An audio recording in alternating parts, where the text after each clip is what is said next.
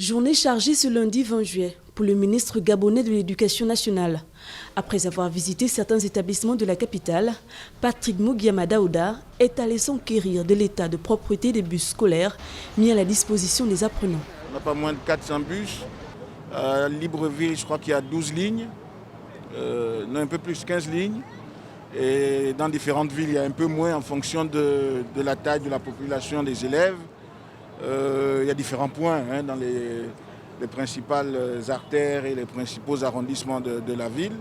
C'était pas facile à mettre en place parce que pour respecter les mesures barrières, vous savez que les capacités des bus sont restreintes, donc il en fallait beaucoup. On a dû recourir à des privés en dehors des sociétés para-étatiques. Donc j'ai pu me rendre compte que ça se passe plutôt bien. On respecte toujours le nombre qui a été recommandé par le COPIL.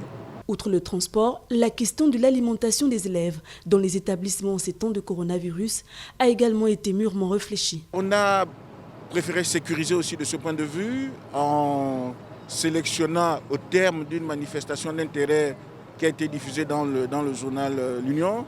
On a sélectionné un certain nombre de prestataires à qui on a donné des instructions précises pour que de ce point de vue aussi là, l'alimentation des enfants ne soit pas un vecteur de diffusion, de transmission du Covid.